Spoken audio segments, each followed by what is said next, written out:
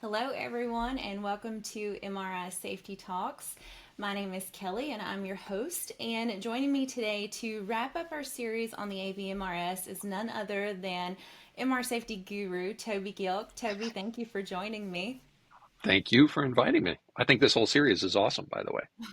Well, I'm glad that you came on and joined. So I don't want to steal your spotlight. So why don't you tell those of us who are listening a little bit about yourself?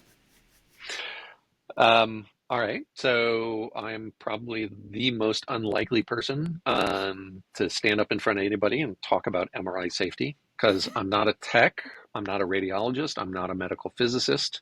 I'm actually an architect by training. I initially got interested in MRI safety 20 some odd years ago from the physical environment side, and that interest metastasized, and now I feel like I have to seek out every last little bit of knowledge about MRI safety, operational, clinical, technical, the physics behind the scanners, all of that sort of stuff. So that's kind of been what I've done for the last few decades. Um, uh, and I've had the great fortune to sort of serve the broader community as well. As a two-time member of the ACR's MRI Safety Committee, and then relevant to this series, I am one of the original board members of the ABMRS that helped to found the organization. Okay, so maybe that's a really good place for us to start then. You're a co-founder alongside Dr. Canal, is that correct? I, the ABMRS is really his brainchild. Mm-hmm. I did my damnedest to be sort of, his guy Friday. When we were going through the act of sort of setting up the organization, um, he Dr. Canal is really the driving force behind it, and sort of the founder, and I was honored to be there and help support that effort. So maybe you can tell us a little bit then about what is the why behind the founding of the ABMRS? Did you guys recognize that there was a deficit as far as MR safety goes, or what drove you all to say, we need to have this other organization that credentials solely on MR safety? Yeah, so it was really born out of an unblinking, unflinching look out at the world of clinical practice in MRI. And the Groundhog Day, oh my God, another wheelchair in an MRI, another oxygen tank, another, ventilator, um, another patient burn, another incident of a patient with an implant or device that reacts negatively. So we were seeing all this and we were like, what our industry really needs is a dramatic improvement in the way that we train people, right? Techs, radiographers, radiologists, medical physicists, radiology admins. I mean, this is not a narrow scope problem. This is a really broad scope problem. And so we were trying to think, well, what would that look like? What would we expect people to know? Um, and instead of trying to figure out, well, how do we go about improving, I don't know what the number is, 500 separate radiology residency programs, equal number of rad tech training programs, a bunch of medical physics PhD programs. Do we go and we try and tinker with all of those, or do we establish essentially this is what it takes to demonstrate competency in this field?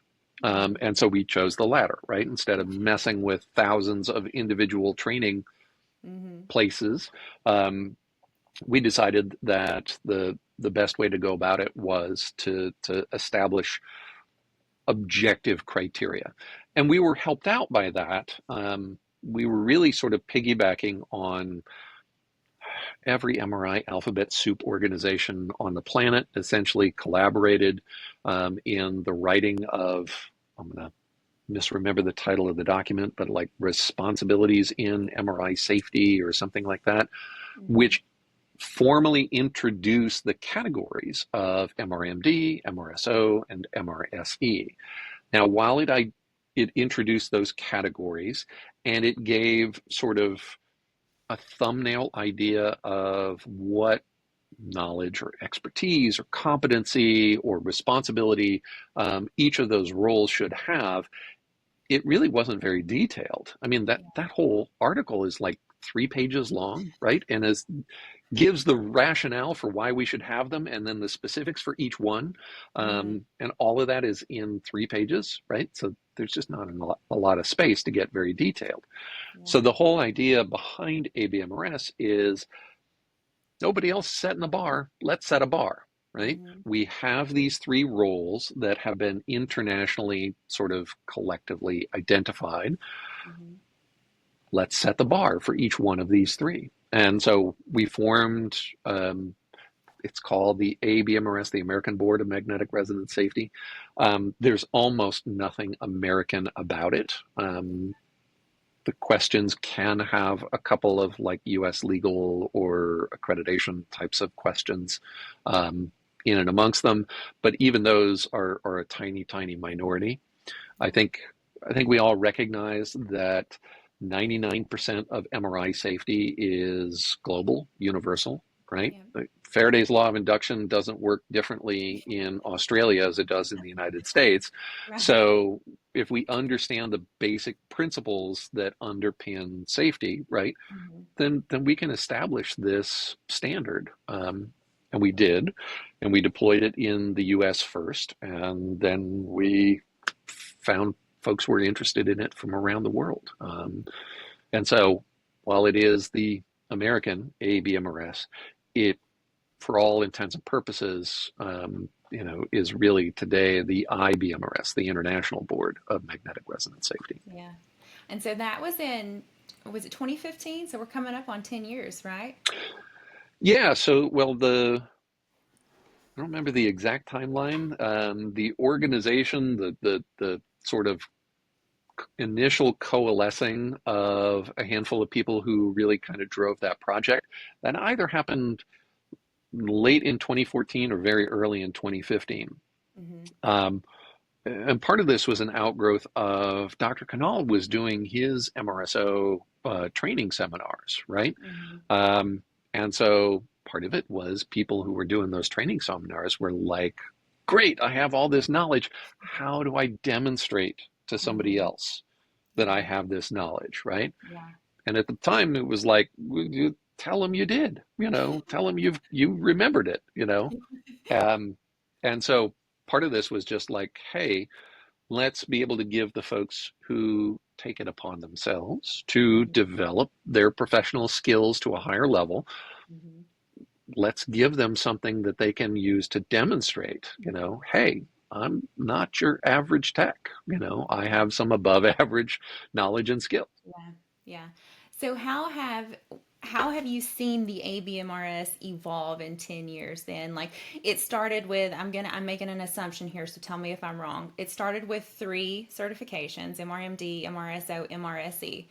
And we still have 3 certifications. Have you seen any evolution of those certifications, the responsibilities, the allocation of those certifications? We know that the board has moved from like paper testing where it was like a Scantron and you filled in the bubbles and then you waited like 3 weeks and then you got an email saying if you passed or failed. We've seen that evolve. What about the roles themselves? Have they strayed from what their initial allocation was, or have you seen them be pretty consistent? That piece of it's been relatively consistent. The, the first examination given, there were actually only 2 exams, the MRMD and the MRSO. Okay. And that was simply because the MRSE is a beast. For those who have sat and taken the exam, particularly if you've taken one of the other 2, Mm-hmm. you appreciate just how much higher the bar is set for that. So it took us a number of months beyond developing the SO and the MD exams and criteria. It took us a number of months beyond that to really get the MRSE exams worked out. As for the content of the exams, So each exam is managed by an exam specification committee within the ABMRS, right? So there's an MRMD committee, there's an MRSO committee, there's an MRSE committee. Each committee um, regularly, annually, goes through and says, hey, last year we broke down the questions of the exam, 20 in this category, 15 in this category, 8 in this other category. Do we feel like that is today representative of what we're asking across the board, MRMDs, MRSOs, MRSEs? Is that across the board what we're expecting in terms of knowledge and input? And so the content of the exams can get tweaked from year to year as people say, you know what, we really want our MRSEs to be able to answer, some questions about gadolinium-based contrast, for example. Hey, maybe we had too few of those in. Maybe we're going to put some more in, next year. Um, so that piece of it is very dynamic and always kind of subject to shifting based on what we're seeing the various roles, what's being asked of them. Initially, almost everybody who took one of the exams was an MR tech, a radiographer. And even some of the physicians or medical physicists who were leery of their own exams, the MRMD or the MRSE exams, took the MRSO because they figured, if a tech can do it, I can do it, kind of thinking, which turned out not to be the case for some of them. Yeah. So the MRSO exam was, at least initially, the exam. It was, Mm-hmm. I mean, the other ones were offered, but the overwhelming majority of folks who sat for the exam sat for the MRSO exam. Now, over time, that has shifted. I think actually MRMDs are like the fastest growing. Of Wow. course, if That's everybody's great to know. MRSO and you got little tiny proportions, then, it doesn't take a whole lot of growth to then become the fastest growing. Mm-hmm. But the MRMD participation has really ramped up in the last several years. And the MRMDs are doing a great job. And I think that's fabulous. And I think every radiology practice really ought to have a credentialed MRMD. Where Mm-hmm. things have been slower is with the MRSEs. And here we get to, I think, a bit of a cultural difference depending on where medical physicists are trained. Um, in Europe and in Australia, New Zealand, medical physicists are trained with a greater expectation that they're going to have a role in patient care safety, not just image quality. In the Mm-hmm. States, it seems like medical physicists, outside of ionizing radiation, but on the MR side, in the US, it seems like medical physicists' expectations are 98% image quality and device Mm-hmm. performance, Mm-hmm. and whatever happens to be left over maybe gets some attention to paid to safety, right? Yeah. So there's a big cultural shift, both focus on ionizing as opposed to non-ionizing, and then even within the MR realm, focus on safety as opposed to image quality.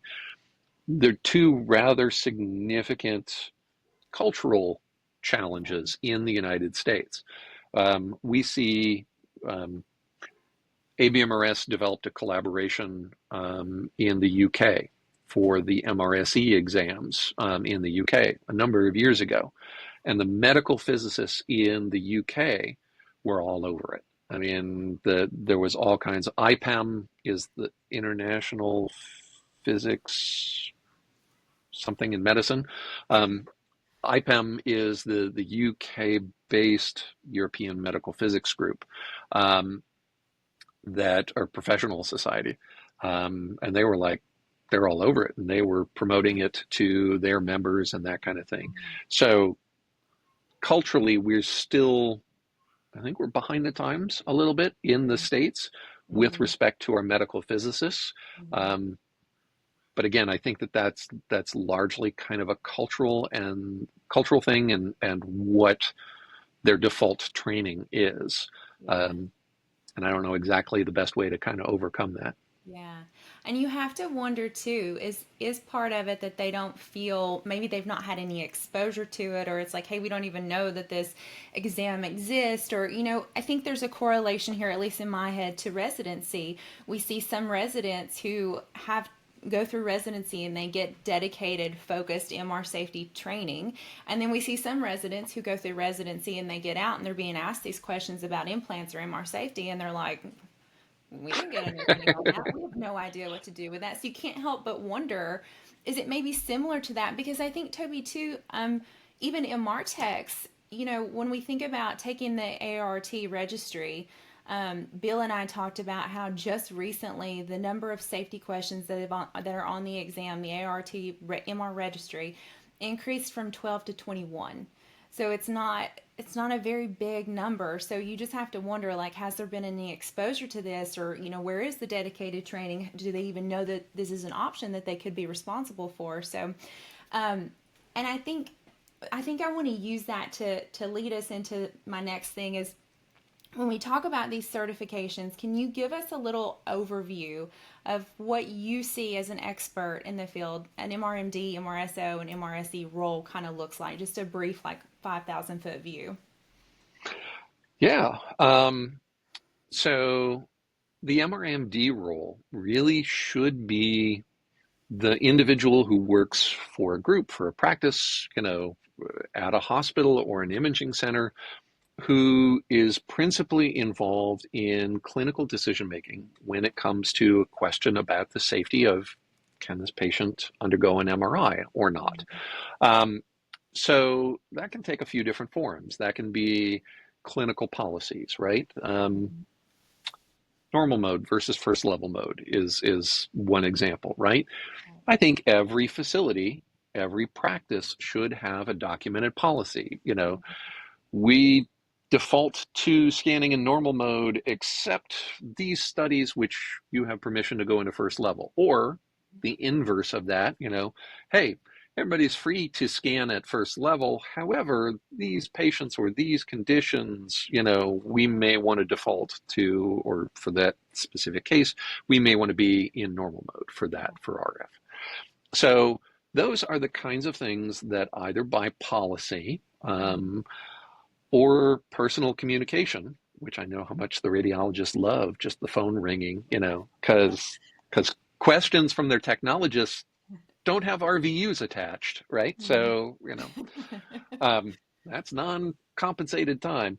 Um, so either we pick up the phone and we call the radiologist and, I have Mrs. Jones on the table, or can we do the study, right? And you get the radiologist to say it.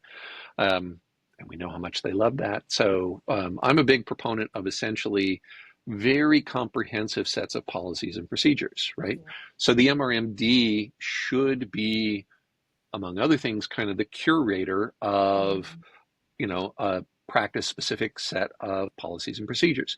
And Mhm. going back to exactly what you said about,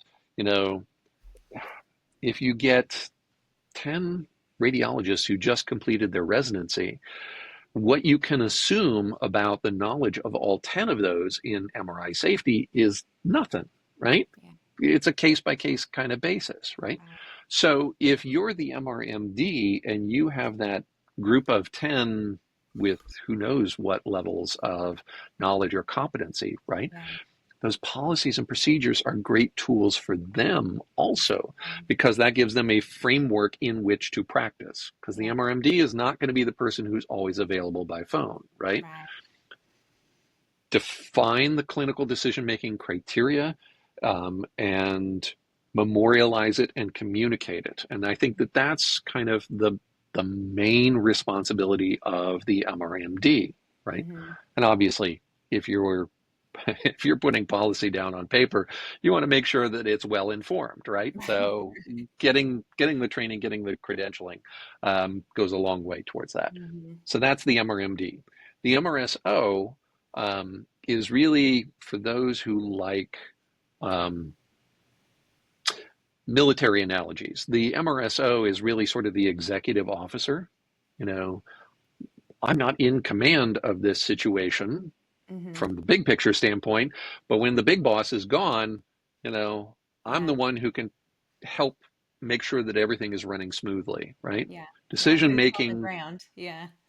exactly. So the MRSO is essentially somebody who can be a very effective both liaison Hmm. between the point of care and the techs and the patients and the tech aides and whoever is clinically in charge of that service.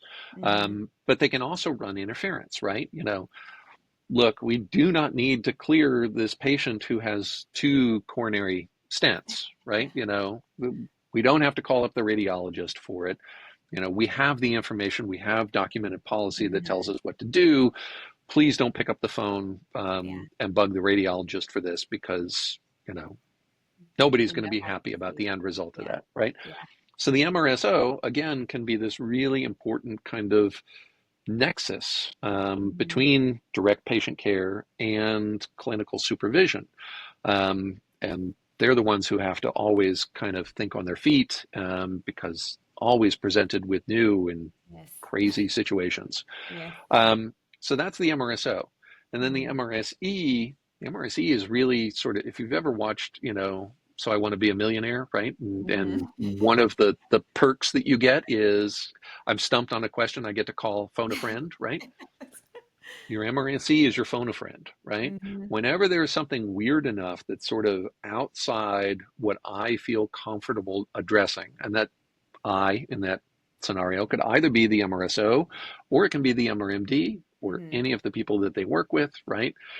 So we have a patient in whom they have four abandoned cardiac leads, but now there's no pacemaker pulse generator there. But they have these four abandoned leads. And oh, by the way, they have a lumbar stimulator. And they're a candidate for a deep brain stimulator. And we're doing a brain MRI to figure out is surgical planning, you know. Yeah. Okay, that's just weird, right? I can call up Medtronic or whoever makes Hmm. the neurostimulator, and they're going Hmm. to go, you know, hey, that that's weird. That's not sort of in the plain vanilla, you know, Yeah. directionality that our labeling Yeah. indicates, right? Yeah. And somebody might, you know, ask the question, hey, wait a second, what do all of these things together mean, you know, in Yeah. terms of identifying risk? And you may want sort of an outside, Hmm. you know, perspective. And the Hmm. MRSE is that. The MRSE also can be great at, you know, sort of other lower frequency but high consequence kinds of things like planning a facility, right? Yeah. And those kinds of things. Yeah. Not that the MRMD or the MRSO can't do those things, but when we have somebody who we can kind of call in, somebody who Hmm. can really geek out, you know, on Hmm. a specific problem and, you know, research it to death, um, we need or want to have those kind of people available. So this was, and I'm going to use a word that maybe is not the best word, but a kind of a traditional explanation of MRMD, MRSO, and MRSE. And we know that we're moving into a market where remote scanning is being talked about more and more. How do you see these roles, or do you think they'll transition into a remote scanning market? I think I, I think remote scanning is going to be really interesting because doesn't change the way that somebody drives an MR scanner. Right. It doesn't change the information we need to collect from a patient or from the patient's medical record, Mm-hmm. or it doesn't really change what has to be sort of the synthesized, reviewed outcome of the evaluation of that information, right? Mm-hmm. Remote scanning is really interesting because it really only changes one thing, and Mhm. that's the workflow and sequencing of who's doing what when in order to deliver care to this patient. Mhm. Um, so when we look at remote scanning, there are a few things where I think MRMD, MRSO, MRSE really can play a role. So I talked before about how the the MRMD is really responsible for clinical policy.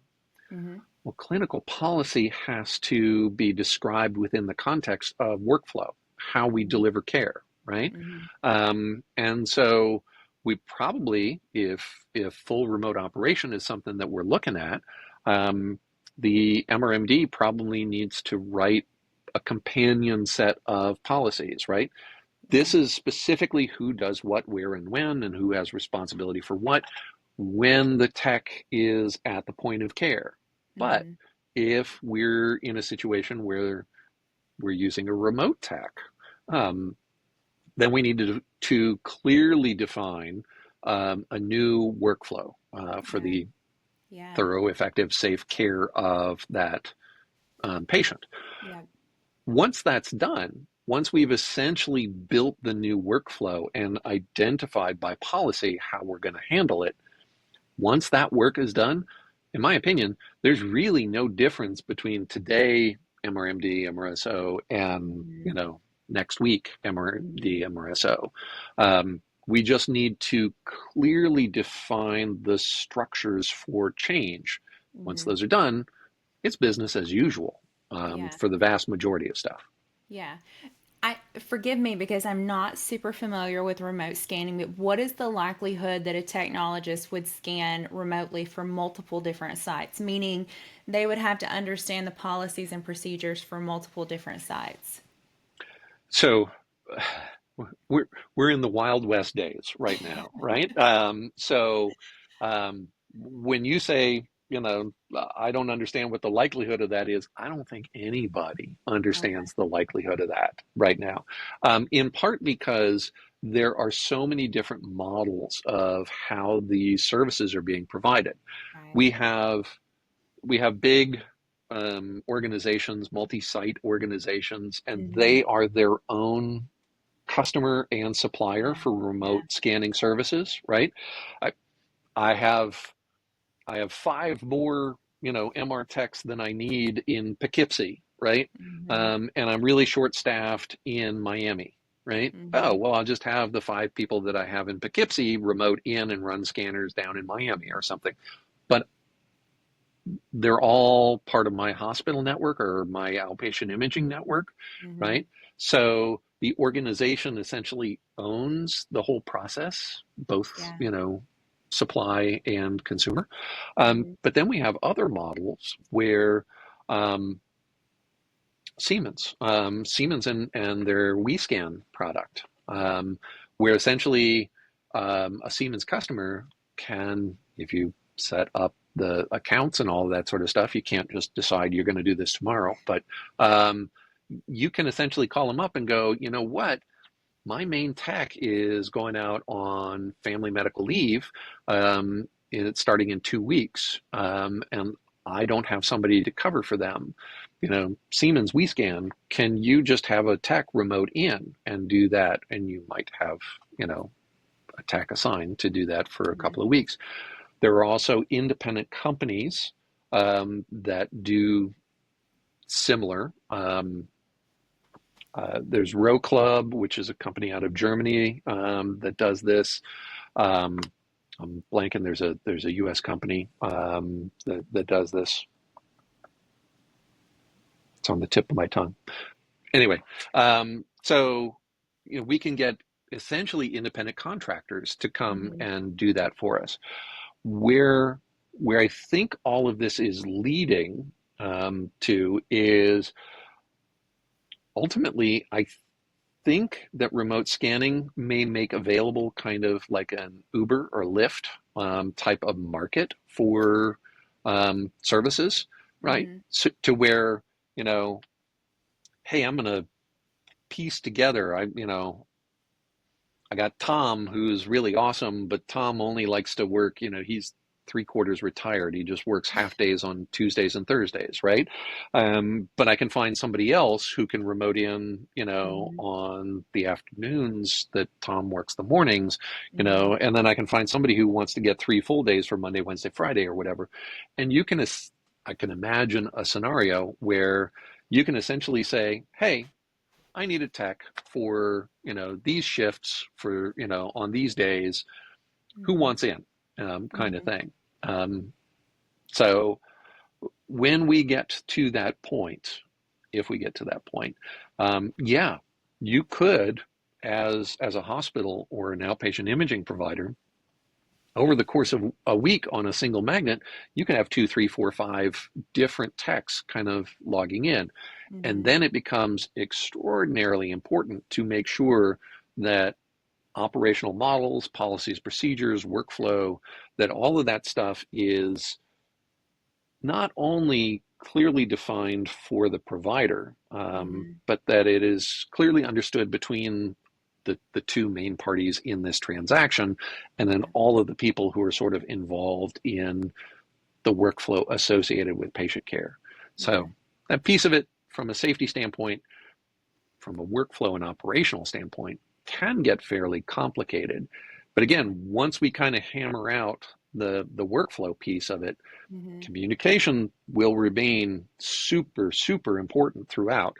But the added burden, if we want to call it that, on the MRMD or the MRSO or the MRSE, I think once that transition has essentially been negotiated, then, like I say, for them, it could conceivably be back to normal, business as Yeah. usual.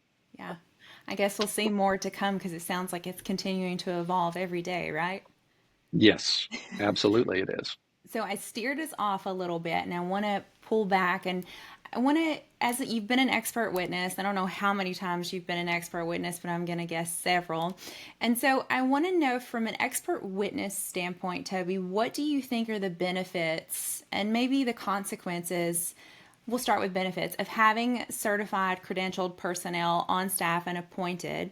And then maybe you can talk about the consequences of not having certified credentialed staff. Sure. So I think I'm going to kind of tangle those two together a little bit. Um, when when something goes badly, right? There are two ways that we protect against consequences of something going badly, right? Either we stop the bad thing from happening in the first place, Right. or we look at sort of harm reduction, right? The bad thing happened. How do we make that, hurt everybody the smallest amount possible, Right. right?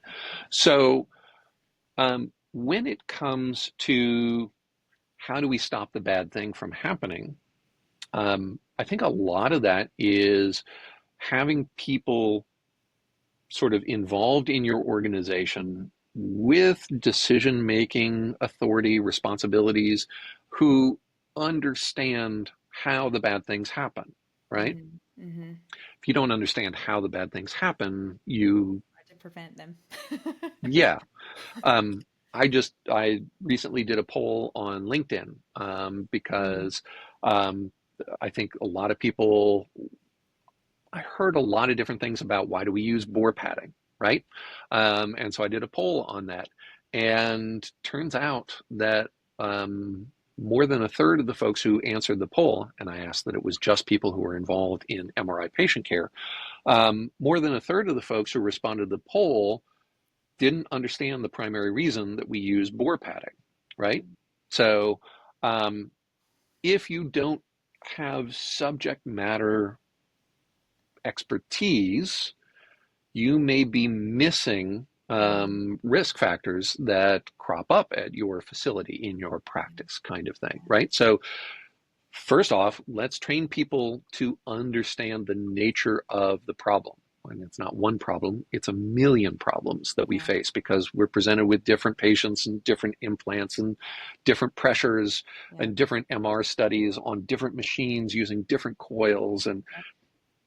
we need people who are essentially capable of sifting through 500 variables associated with any individual exam, and identifying what are the things we really need to be worried about, right? So to prevent the bad thing from happening, we have to have trained, skilled, competent people, right? Mm-hmm.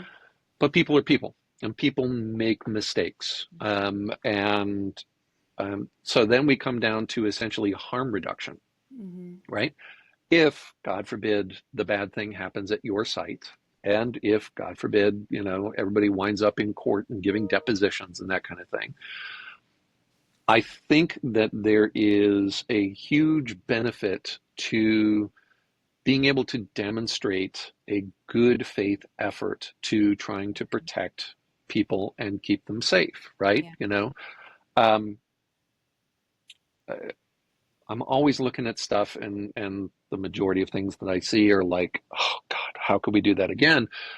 But I'm also always surprised by nobody in a million years could have ever anticipated that that thing was going to happen, right? Mm-hmm. MRI is just full of all kinds of weird stories, right? Yeah. We live them, and those weird stories sometimes have consequences Yeah. that people wind up getting hurt, right? Yeah. So if you can go into a deposition, a hearing, or whatever, and essentially say, look, the bad thing happened, right? Mm-hmm. I'm not going to say that the thing that happened didn't happen, right? But what I am going to say is we took every step, every opportunity that we could to try and identify all of the possible bad things, Mm-hmm. to the point where we even went out and we, trained and credentialed our Yeah. MRMD or MRSO or MRSE, Mm-hmm. um, specifically so that we would have people who had higher level skills and knowledge and competency and that kind of thing. Right. And I think that that goes a long way to demonstrating the good faith of a healthcare provider. Mm-hmm. Um, Not everybody who goes into the hospital comes out, head first. Yeah. Um, you know, Yeah. Bad things happen to people in a healthcare situation, and Yeah. oftentimes that has nothing to do with the healthcare provider themselves. It's because people are injured or sick or whatever, right? And so I think courts and juries have an understanding that going into healthcare is not a guarantee that everything's going to come out rainbows and unicorns at the Right. end, right? Right. And that there are always the risks of outcomes that we don't want. And I Mm-hmm. think that courts and juries are willing to accept, hey, we did our best. Yeah. And I think one of the ways that facilities, institutions can demonstrate, hey, we did our best, is if you actually have the best people and the best structures in Mm-hmm. place. And then if, God forbid, we don't catch the weird bad thing, Yeah. and it happens, at least you're able to sort of get up there and hold your head up high and Yeah. say, the bad thing happened, it was awful. We made every effort we could to try and Yeah. stop this from Yeah. happening. Yeah. We can't account for human error. I guess we can try, but it's Well, going to occur. we do a lot of Yeah. that. Yeah. So We do more what of it than we should. yeah. Yeah, we do. But yeah, we're human. We can't Yeah. catch everything. We Everything. blink, we get distracted when the phone rings or Yeah. somebody's yelling at us or we have to take bathroom breaks, Yeah. that Yeah. all of this stuff just opens the opportunity for the bad thing to happen. Right. And we need to just do the best that we can as institutions, as radiology practices, as hospital and imaging center organizations. Mm-hmm. Um, Again, do everything you can to reduce the likelihood the bad thing happens, and then put yourself in the best position possible to argue, hey, we did our best. Yeah. Um, and those arguments, when they're insincere, are pretty easy to pick apart, and they make you look 10 times worse because you Mm-hmm. claimed that you were doing everything you can, and then somebody just shows up and is like, so who is your MRSO? We didn't have one at the time, right? So, what, Toby, do you think?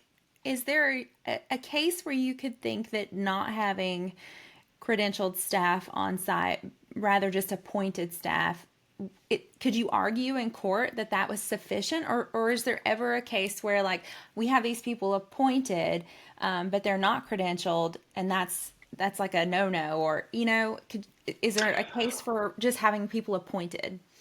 Yeah. So I want to be careful in terms of how I answer this because I recognize that not everybody can essentially jump in the deep end, right? Right. That if you're at a facility, a hospital, a radiology practice, an imaging center where you don't have any of this right now, Hmm. I don't want to discourage people from taking sort of incremental steps in the right direction. Right. Um, that being said, um, the ICU bed accident that happened a year or so ago. Hmm. Um, when that was being investigated by the state, one of the questions they had was who was the MR medical director? And apparently the facility was ill prepared to answer that question. They originally said it was the chief of radiology. Hmm. Um, and I don't know whether the chief of radiology heard that his name was invoked, and he was not Darn me. Yeah, it. I'm not the safety officer. And then they said, "Oh, no, no, no, no, no. We actually have two safety officers, and they are, the chief of body and the chief of neuro radiology, right? Or excuse me, the MRMD. I think I said safety officer. I meant MRMD. Um, and then the investigators for the state were like, okay, so you're changing your answer as to who is the individual. What are their credentials? What are their qualifications to hold this safety specific role? And again, the hospital essentially was like, and wouldn't answer the question. Yeah. So I think, I think, I think providers can make good faith efforts to essentially appoint somebody in Hmm. a role of an MR medical director, MR safety officer, MR safety expert, um, somebody who doesn't necessarily have the training or the credential, but has a significant interest in their aspect of patient care and patient safety. Um, I know that, for example, in a lot of states, they don't require RTMRs for state licensing of the facility, right? And RTRs can essentially run scanners as long as they do it under the supervision of an RTMR. Um, Most of the facilities that I know of that do this and essentially cross train Yeah. across modalities are like, okay, but if you want to be an MRI employee, from the day that we hire you as an MR employee, you've got Hmm. 6 months, a year, right, to get Right. your MR credential.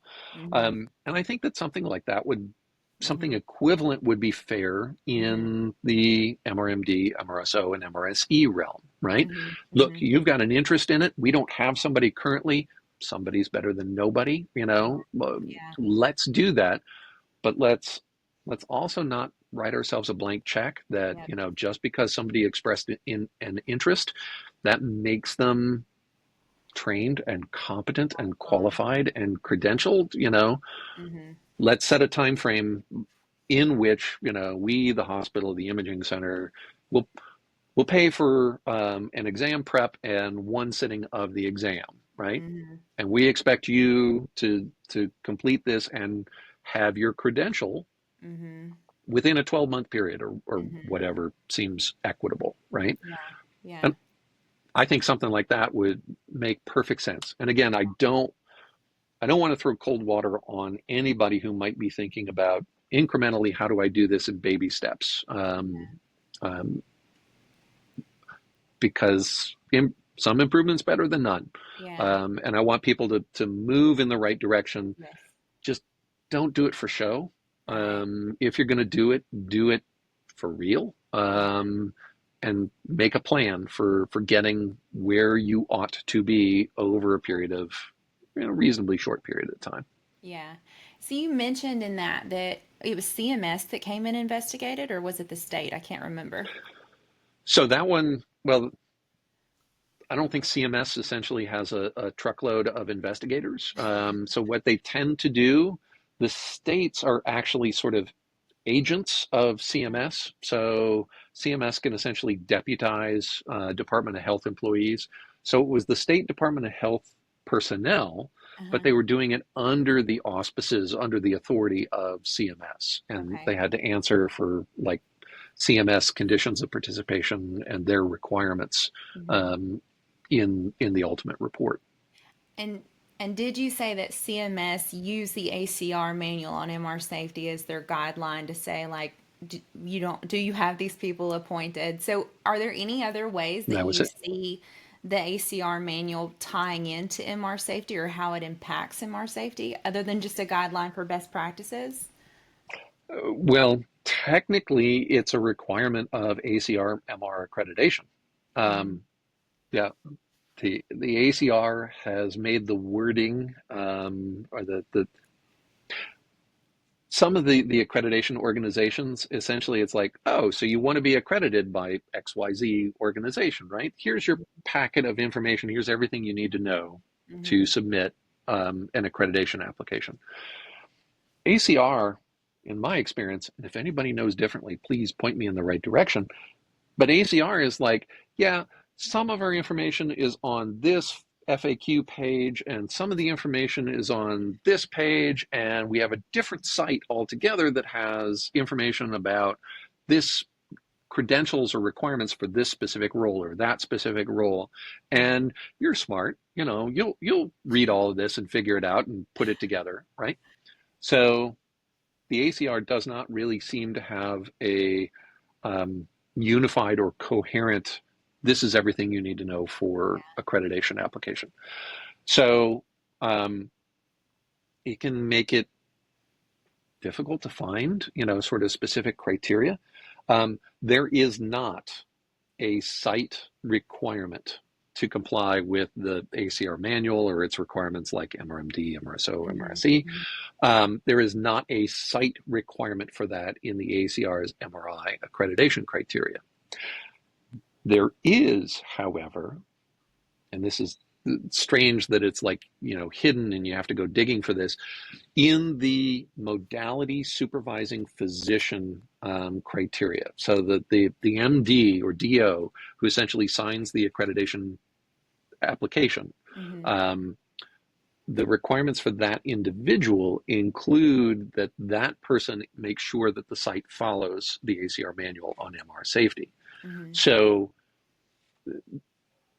anytime anybody starts talking about the ACR and the ACR manual or prior guidance documents, everybody's like, oh, it's just a recommendation. It's not a requirement. No, if you're ACR accredited, it actually is a Requirement. documented requirement. Mm-hmm. The problem is, one of the problems, apart from the fact that you can't find this requirement if you just go looking casually, or you look in the places that you think it makes the most sense to be, like a site requirement, right? Mm-hmm. Apart from that, one of the problems is the ACR explicitly says they won't survey for the safety criteria. So even though it's a requirement, they're not going to check prospectively. Mm-hmm. If the bad thing happens and ACR shows up at your doorstep and you didn't actually follow their direction, they Mm-hmm. reserve the right to throw you under the bus, right? And essentially go, it was their fault. Wow. We told them to follow the Mm-hmm. manual and Mm-hmm. they didn't, right? Um, so that exists as an outcome of this. They won't prospectively come in. This Yeah. goes back to what we were talking about, expert witness stuff, Yeah. right? Yeah. You can either reduce the likelihood that the bad thing happens, or you can do Mm-hmm. damage control over it. Mm-hmm. Um, or hopefully, ideally, you do both. ACR has essentially said, yeah, we're not going to reduce the likelihood that the bad thing is going to happen, but our ACR's damage control is it's on you, not on us, because we told you you ought to do this kind of thing. Yeah. Yeah. So what do you think can be done to raise awareness to the implications of not having credentialed, appointed personnel on site who try to implement some of these best practices? That's a tough one. Um, I mean, one of the things that I'm so excited about, MRI safety has never had a carrot. We've been all stick all the time, right? You're going to get sued, you're going to get in trouble with the state licensing, state Department of Health is going to come down on you, or CMS is going to come down on you. You're going to fail your Joint Commission inspection, right? Mm-hmm. All stick, no carrot. Mm-hmm. Um, One of the things that I'm excited about is um, for the first time, there may be a carrot. We may have these new CPT codes that actually provide reimbursement Mm-hmm. for work done by MRSOs and MRSEs. Mm-hmm. Um, there are reimbursement codes associated with physician and physician risk assessments. Now, it doesn't say specifically MRMDs, Right. right? But who better to be making risk assessments than Mm-hmm. somebody who's specifically trained in, risks and safety in the MR environment? So I'm really encouraged at the prospect that in the very, very near future, we may have carrots. We may have inducements, enticements Mm-hmm. for um, radiology groups and hospitals and imaging centers to say, you know what, if it means that I can get another, $4.53, who knows what the reimbursements will be, in order, per patient to do this, Mm-hmm. well, now all of a sudden it makes economic sense maybe to get these individuals trained and credentialed and have them more plugged in defining workflows and patient care activities and that kind of thing. Yeah. Yeah. So I think in MRI, particularly those of us in MRI safety, we face kind of the Chicken Little, reaction of, Mm-hmm. Toby, you're always talking about how, the sky is falling and, stuff goes flying and it hasn't happened to me, right? So after a while, I'm just going to tune out everything that Toby says because that's not reflected in my personal experience, kind Right. of thing.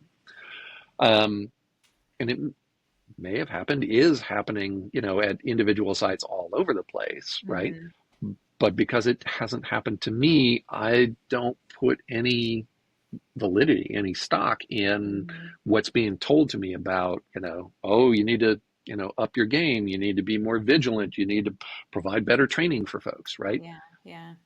I don't see any consequence for the fact that I haven't done those things, right? So I think that we get stick fatigue, right? Yeah. I think Yeah. MRI radiology suffers from, you know, Chicken Little, the sky is falling kinds of Mm-hmm. perceptions about this. And so I'm really leery, hesitant to try and figure out, how can we have awareness building campaigns about, how important this is and how Yeah. bad things are going to happen if you don't. Yeah. And I'm much more encouraged by, the inducement of, hey, if you have a trained and credentialed MRSO and MRMD and MRSE, and Mm-hmm. all of a sudden these CPT codes are actually something that's open to you. Yeah. Now, only one of the proposed CPT code language actually says something about one of the certified roles and talks about Yeah. MRSE. Um, but I think, you know, these are the people who are going to be best Yeah. able to capitalize Yeah. on reimbursements for safety.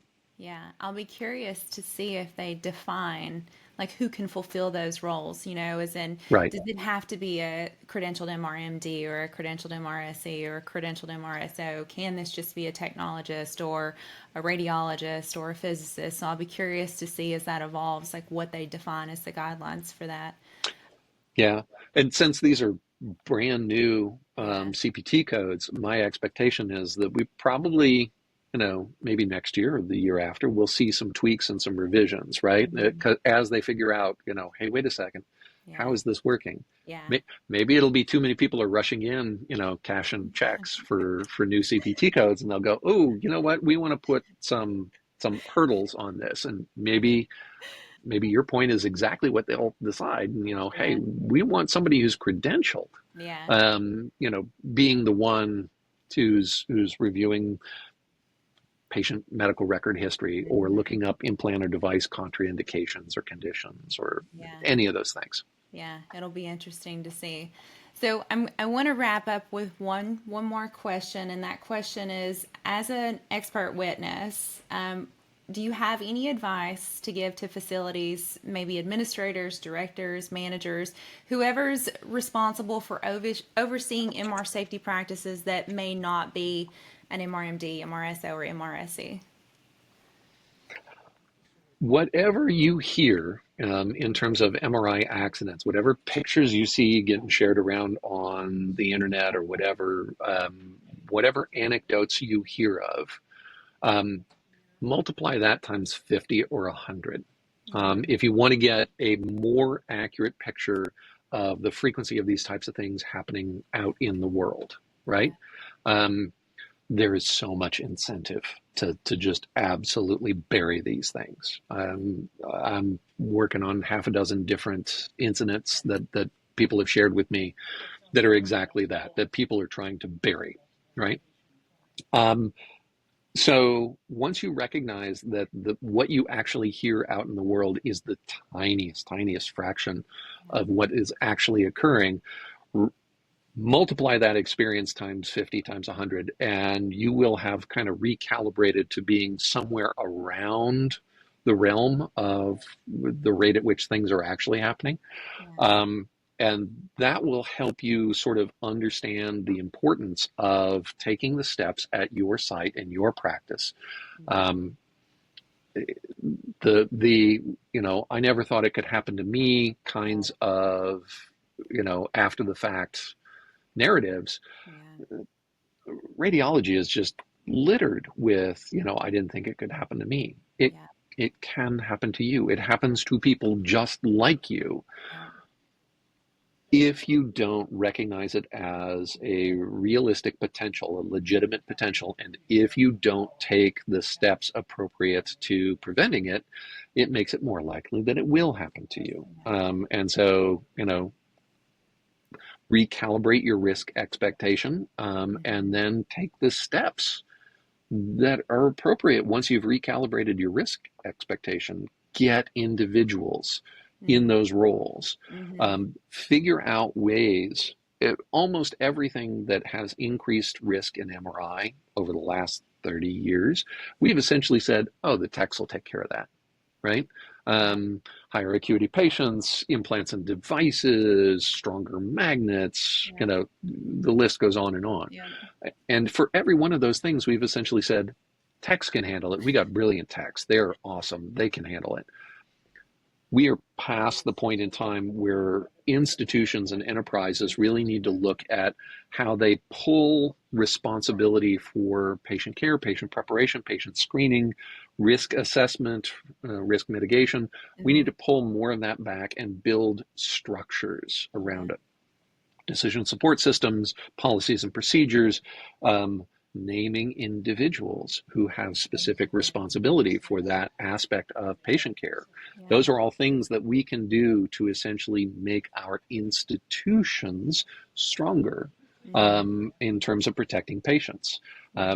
Reduces the likelihood the bad thing is going to happen, and Mm-hmm. also demonstrates in very concrete terms your commitment to providing safe patient care, that if God forbid the bad thing does happen, you Mm-hmm. know what else would you have had us do, right? Yeah. Because Yeah.